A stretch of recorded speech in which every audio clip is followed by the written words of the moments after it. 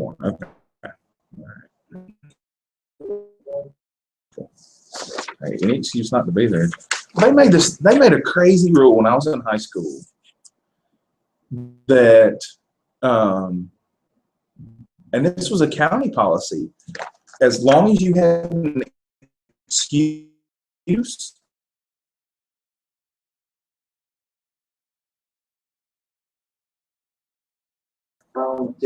right? Three. If you have three or less, you can get 5. Okay. There you go. Okay. That's what I say, because it changes all the time. Because I know what they're trying to do. They want you there, right? But for us, it was like my senior year, it's like as long as you have an excuse, they didn't care. So it's like, okay, I would come for English because it was the only required class I had left at 8 o'clock. Take English and deuces. It's like, Mom, can you write me an excuse? She's like, sure. What are you doing? It's like, I'm going back home, or I'm going to the pool, or I worked half a day, so I only had 3 classes, right? Yeah, so I had 3 classes anyway. So the last 2, one of them was a statistics class on like satellite. So like you could set the camera up and they didn't know if you were there or not. You had a proctor, but everybody was like signed in. It was bad, man. I took my senior year off. I hate to confess that. So one of my friends did with her like history class or government class. There were like 200 people in the class. She said she would just go and sign the roll and just leave. Yeah, not a lot of integrity. I apologize that I confessed that to you guys.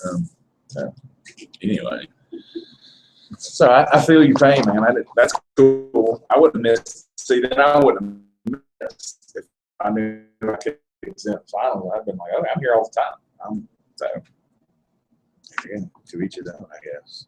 Big plans for the summer.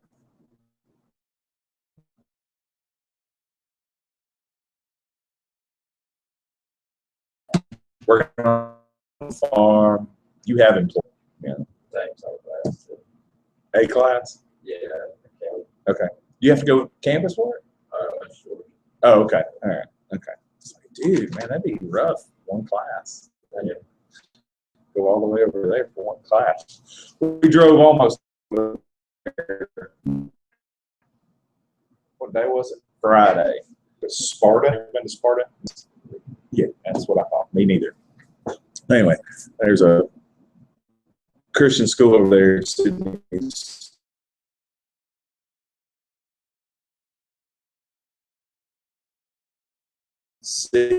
CAA.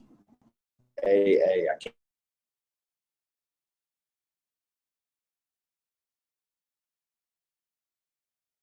Shit. It's like, dude, that's pretty good, Sydney. 8th grader playing for a state championship. That's really legit. So hopefully that's a sign of things to come for this team. Of course, the team that we played on Friday, their pitcher is a 9th grader, and their catcher is so I'm like, high five, Sydney. You're going to see him for the next 5.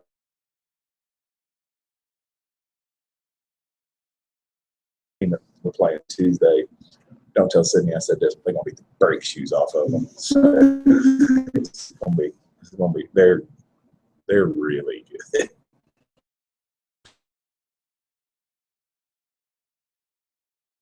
A region game, so it's like,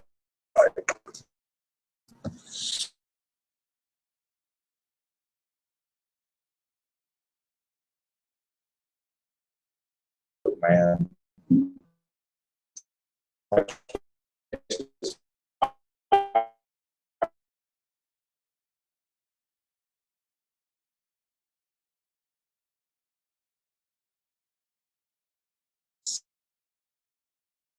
$17 to $5. Or I think it was $16 to $5. Like, crew. I was there. Second game. That. Yeah, party bus that goes to the right. Big deck on CA. So if you'll park and crank up the generator, have a party at the old ball field. But yeah, the girls are playing. But yeah, the hologram won it 3 years ago, I think. 3 years.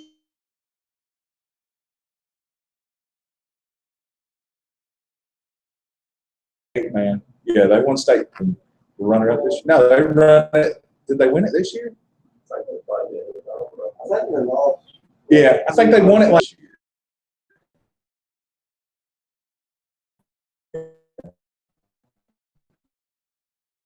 They're gonna play football.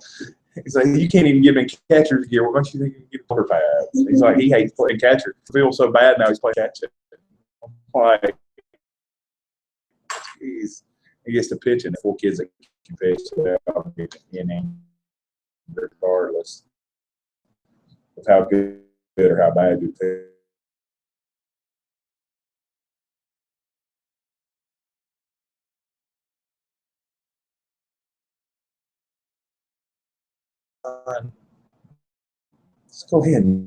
Just go ahead and admit you're a catcher, man. Just go, embrace it. Get your gear. We already got some gear donated, so but it's supposed to be like early in the season. It was a little cooler. That's why it's only supposed to be like about 50, 50, 60 degrees. I can catch then if it's not too hot. He's like, I ain't catching. I talked to the coach about that. I don't know how y'all work that stuff out. I don't want to get hot. You're as broad as I am and as you are. It don't matter. You walk outside, you get hot. If it's wintertime, you get hot. So, bless his heart. So, anyway, I'm glad he's having fun. That's the big thing. It always scares me when we transition. We played a year, like one season at Bowden. He hated it because it was different. He went back to the county. He was like, yeah, I'm playing county ball. And then I was like, you're going to play Holy Ground. It's like, come on. Like, I don't know. You didn't know any guys from the county. First day you went out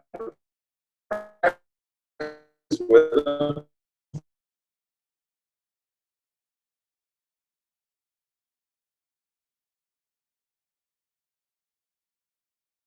Alabama for high school.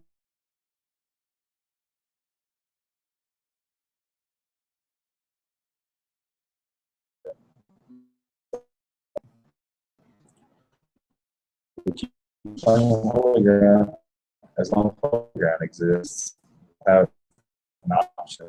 And there's some kids that have to drive. 2 girls on that team that drive from Douglasville to play because they are closer to them. But Harvester Christian won't let home, so Douglasville. That's the only option we got. So craziness. Well, good to see you guys. Everybody have a happy birthday. All right. I got a card. All right. Hey, bonus points. You got a card, man. Well, like I know, like what I did last year, I made like a video for mom. Oh, okay. I was graduating and stuff. Right, So right. that, I've been thinking since Mother's Day last year what to do for this year. Right. I couldn't come up with anything, so I can start mom. She's like, it's okay, you and your brother are the best gift. I was like, it's okay. Oh, that's such a cop out. I know.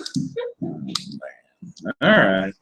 So be it. I sent my mom a text, so there you go.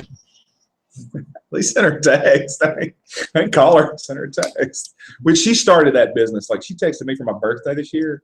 I'm like, my mom sent me a text for my birthday? Okay, I know what the rules are now. It's always about knowing what the rules are. Yes. Miss Nita got the memo. I got one. Somewhere, Donna.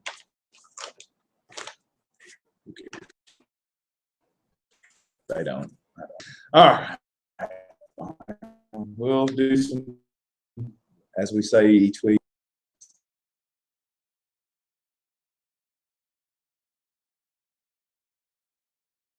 Jesus is.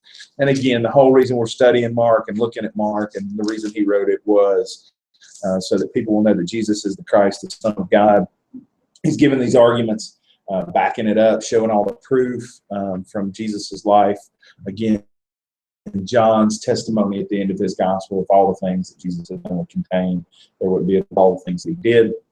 So Mark's given this responsibility to kind of break it down and share some things that would hopefully convince people of that. And so we come to a passage of Scripture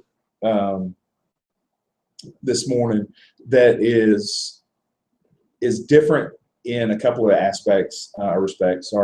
One is that it's not contained in a lot of the miracles that you see, a lot of stories that you see are told in Matthew, Mark, Luke, and John. And that's one of the things that people that are opponents of the Bible. And I'm like, wait a minute, you can't call those contradictions.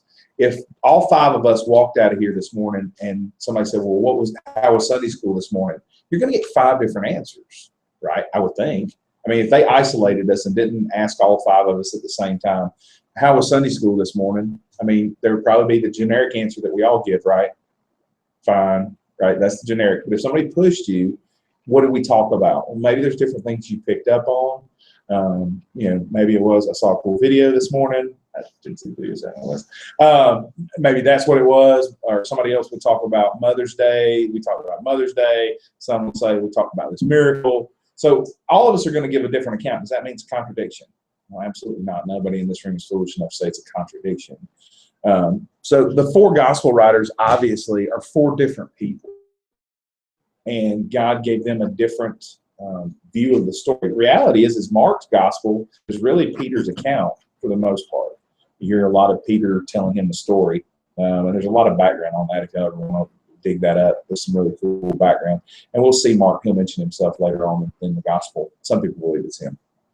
So anyway, when you look at the Gospels, when you see a story that's isolated or something that's different, it doesn't necessarily mean that it's a contradiction, but rather it's just different accounts. And so what we have here is we have a unique miracle as we're coming to the end of Mark's Gospel, and ultimately Peter's confession is really kind of the transition where we go from Jesus ministering to the crowd, preaching the gospel, to then him preparing his disciples. And ultimately, after his confession, he tells the disciples he's going to Jerusalem and he's going to die. And he says it four more times in Mark's account from the time that Peter makes his confession until they end up in Jerusalem and they ultimately arrest him. That as he goes through that process, he is preparing them for his death. So there's this transition. So this is the last, some commentators would say the last public miracle that Jesus does as he ministers to this man. And I say it's not really public because Jesus pulls him away. So I want to, as we look at it, just look at some of the differences in it. But just where we were last Sunday, I just was looking at my notes. I come in with printed stuff, but then as the morning goes along, I'll write stuff down there. Either a song will be sung, something said during the devotion, something's going on. Today is just a ministry type morning. We pulled up this morning and walked in the door, started the process of getting ready for this morning, and Bobby comes in and goes, "Hey, there's somebody here to see you." He brings his family in that's in a financial need, and so we're trying to minister to that family and try to help them out, try to figure out. That's the one toughest part of doing benevolent ministry is finding out what's legit. I mean, how many of you guys are jaded now when you drive out of Walmart? Like you try to find the entrance or the exit where there's not somebody standing with a sign. I'm like, dude, I want to help, and I bet I could help, but do you really want help? I got a phone number and I got a guy. I can get you some help, but do people really want help? Sometimes we get jaded on stuff like that. So I've tried to not be jaded and go, okay, we're going to try to legit get you some help. So that totally changes the structure of the day. Yeah, it's Mother's Day, but I'm not going to lie, I battled all week. We're going to preach. Like, I do Proverbs 31. How many times have we heard Proverbs 31? Guess what I'm preaching on? Proverbs 31. It'll be a little different. The week I was going to preach on Hannah because I talked to four different ladies named Hannah on Monday. I was like, well, okay, God, you trying to tell me something? Am I supposed to preach on Hannah? I don't hang out with Hannah. Is that what you're trying to tell me? We could go that route. I like the Hagar story, Ishmael's mom, going out in the wilderness, watching her son die, and God speaking to her. Jill was funny. She said that I could preach the message, Mothering in the Wilderness. I was like, man, if I preach that message and use that title, everybody will know that you gave me my sermon for Sunday. I said, so I can't do that. So when I come in, I've got notes and I'm prepared or whatever, but through that day, through the morning time, a lot of times God will speak to me and just kind of show me some stuff. So last Sunday when we came in, I'd already wanted to show the video, the lyric video by Plum, called Exhale. And just the 2 lines at the beginning spoke to me during the week last week. It said, it's okay to not be okay. This is a safe place. We're coming as believers that when we come to church, we're not playing games anymore. I still think we do. Like we put on the facade, like we try to look whatever Christian looks like and act it. But getting to the place where we realize that this is where we come for healing. Like if we're really pursuing Christ, this week has been miserable. If you've really been pursuing Christ, you failed him miserably in all kinds of ways. Or it's been really hard and he hasn't been there. And you just need to know that there's a place that you can go, that he's there. So that was when that song, I knew last week, there's just a ton of junk people were dealing with, because I get the phone calls, I get the emails, I get the texts, I see the stuff on Facebook, and I know that life is hard. And so to hear that, that lyric is, my hope is when you come here that you truly find this as a safe place, that everybody, and that somebody, a family that's in need, feels like they can just pull up and say, I need help. They probably didn't know who we were, but they came anyway. So anyway, leading up to that, I already had that picked out. I pulled up, and Gene Mergler had put this on the sign. Jesus is right for whatever is wrong in your life. I'm like, dude, that's legit. Like her signs are always good. Hold that thought. I'll give you an example of a bad sign. Y'all know I hate church signs, right? Because they're stupid. Okay. There's one going toward LaGrange. It says, bring your spiritual marshmallows because our pastor's on fire. Oh, yeah. And they left it up for about 3 months because Sydney's orthodontist is in LaGrange. And every time we drive by the sign, I almost wanted to run off the road, run through the sign, and just keep going because that's about the dumbest thing I've ever heard. I tell myself that. This is the one I got this week. Y'all ready? I don't think y'all are ready. Choosy mothers choose Jesus. Like choosy mothers choose Jif. Y'all remember that commercial? Choosy mothers choose Jesus. Really? So that's why whenever I give Miss Jean high fives on the sign. Why? Because that's legit. Jesus is right for whatever's wrong in your life. That's legit. So that's what I drive up to Sunday morning. I was like, that's cool, Lord. That's a good statement. Wrote it down. But then it was just so funny as the day progressed, how many people started talking about things being wrong. Like things were just not going right, which is typical around here. Equipment's not going to work. I'm going to do something stupid. That's guaranteed. But then Katie said that she got up, her morning had started kind of crappy, and she was like, why is everything going wrong?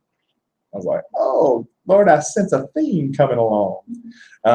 And then Miss Nita had talked about in her devotion that this is a safe place. Like she had already nailed that in the devotion at 9:45. It had already hit this morning, or that last Sunday. And then Dale got up and read the passage. Katie asked him to read the passage, and he read the verse prior to, and he said, oh, I started with the wrong verse. I know, bro, you started with the exact right verse, but in your mind it was wrong. And so just watching God work in the midst of everything that's going on, something as simple as that, and then to come this morning, and the term I said, it's just a ministry morning. We got the situation where a family was in need comes to our campus. I get a phone call. Melissa Thompson's dad passed away this morning suddenly. He's been sick, but it's like, so immediately, first thing this morning, trying to minister to a family that's lost a dad, a grandpa, trying to do all that kind of stuff. And just understanding that this place is legit, that people will get caught up in religion. And y'all know, everybody in here has people that you're around that are religious. They go to church, but it doesn't mean anything to them. But then people who really know Christ. And those kind of things speak to them. And so when Jesus works this miracle in this guy's life, For some people, they can read this and go, just a story. For some people can read it and go, you know what, Jesus is still changing people's lives. And that's where I am. That's obviously the opinion that I am of, that he's continuing to work in our lives. And if we'll learn to have spiritual eyes, we'll see that stuff. Because some people could go through a morning like last Sunday and not see all that stuff. But for me, it's like, I guess I come in with my radar up. I'm always watching what's going on, what are people saying, what's going on in their life. This morning, the same kind of thing. I walk up to start worship this morning, and I had 3 people come up to me in the pulpit. Like, dude, y'all don't mess with me in the pulpit. Y'all know better to come mess with me. 3 different people had something that they had to tell me. And in everybody's case, it was very important stuff. But they had to find me, and they had to tell me. So it's just been like, okay, Lord, what's going on today? This is mother. There's something else, man, that you're doing, and I want to be aware of it.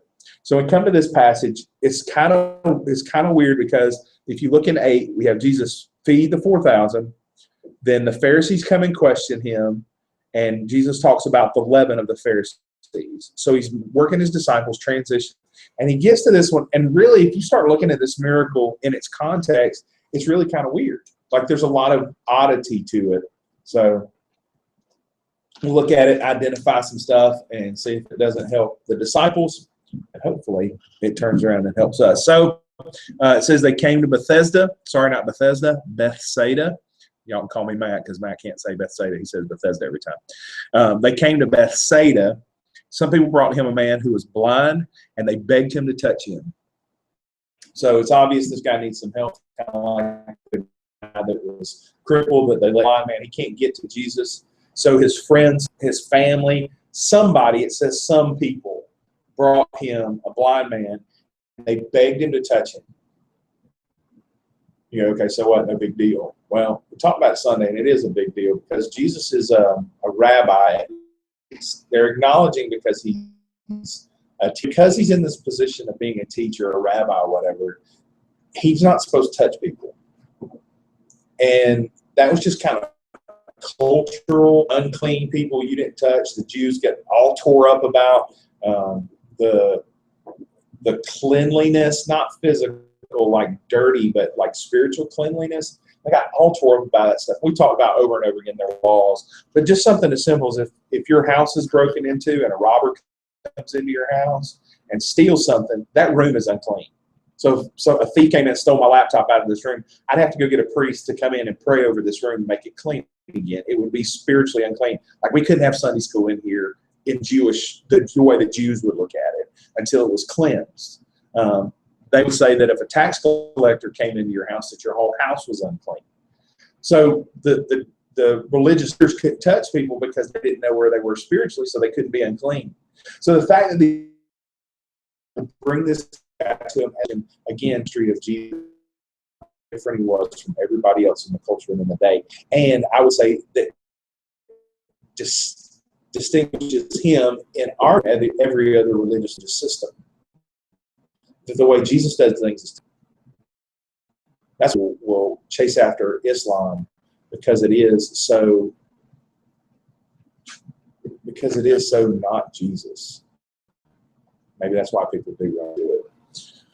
So he's totally different, and again, it's the reminder to us that that's what we're supposed to be.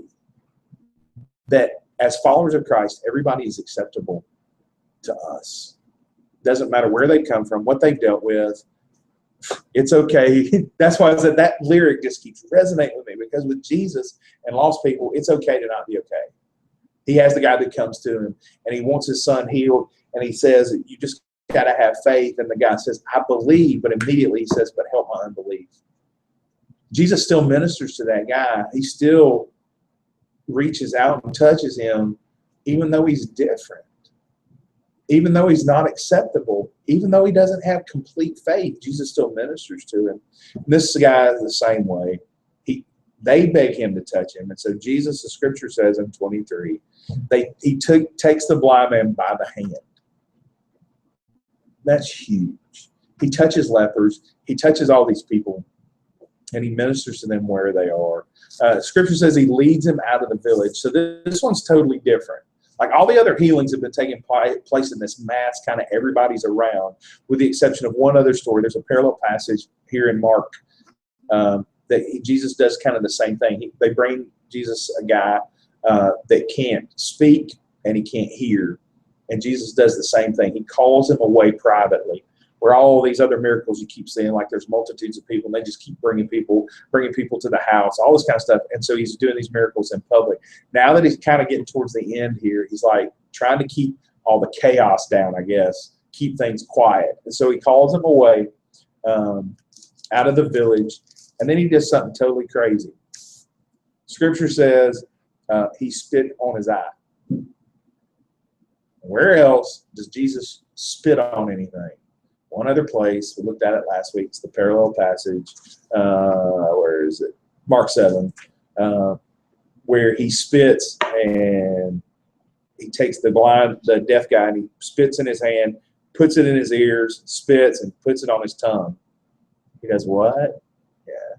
Like, okay, just saying, if Jesus comes up to heal you, and he's like, hey, let me put some spit on your tongue. A little odd, a little different.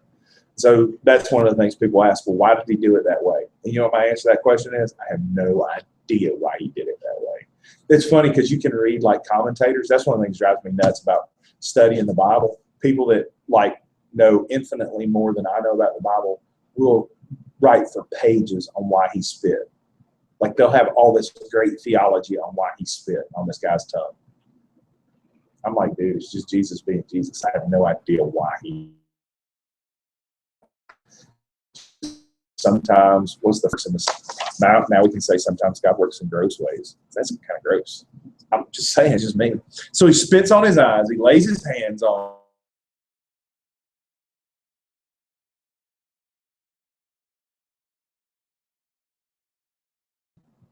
Like he doesn't ask anybody, do you feel better? How are you doing? You know, are you walking better? Are you hearing better? Or, you know, you feel better now the demon's out of you. He says, do you see anything? Now, we don't know how long this guy has been blind. Mark doesn't tell us that part of the story. He says that they bring him somebody that was blind. And again, the going back to touch thing, the fact that he's blind insinuates culturally that he has a sin problem, that it's either his sin or his parents' sin that he has this problem. The reason anybody was sick in the first century had to be because they were sinful. That was the way that they believed. So it's like, so are you, we know he's got a sin problem. We know that Jesus has now touched him. Do you see anything?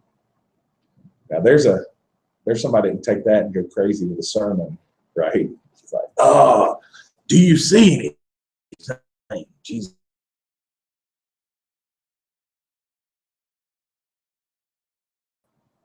"24 says he looked up and said, I see them, but they look like trees. And he says they look like trees that are walking. Now he's outside the village. Who are going to be the men? That's probably the disciples, right? If they've come out of the village, he's got away privately. Again, Jesus is preparing his disciples. It's one of the things that always intrigues me. Jesus,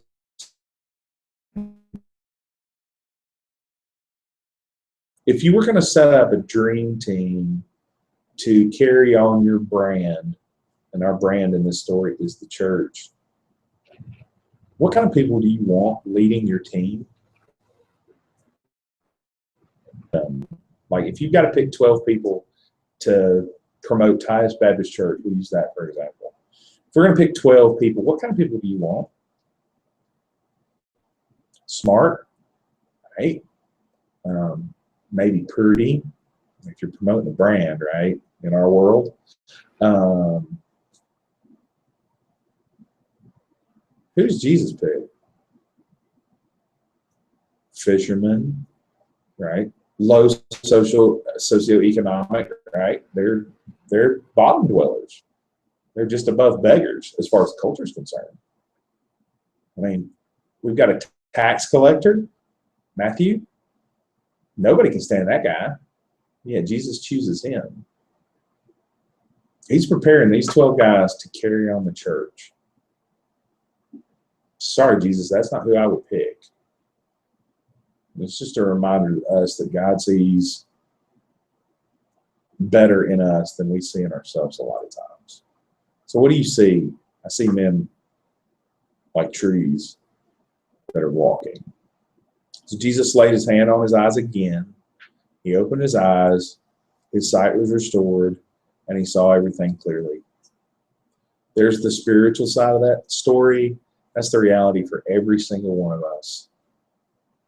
Now, all you guys are raised in church, so I have a different perspective. If I was in your shoes, I would have been jaded. And I've said that before and gotten rebuked for it, especially in seminary. But if I was in your shoes and I was raised in church, probably by the time I was 17, 18, probably 16, probably 15. I was 15, 16, I would have been like, okay, this is cool and all, but there's something else, right? And I would have been trying to figure things out. But God was like, no, I'm not going to let you be raised in church. I'm not going to do that. I'm going to let you figure it out later on in life. And for me, 15 was later on because I wasn't raised in it. So when I saw all the truth that was in this book, or at least the part that I could understand at 15, and what I'd been exposed to, I'd probably been in church a month and a half, maybe. I was like, dude, this stuff is real. I really believe that my sight was restored and I saw everything clearly. Now, it's still been a process. It wasn't perfected at that moment. I didn't know everything, still don't. I didn't have everything figured out, still don't. But at that moment, this was like this. All this became real to me.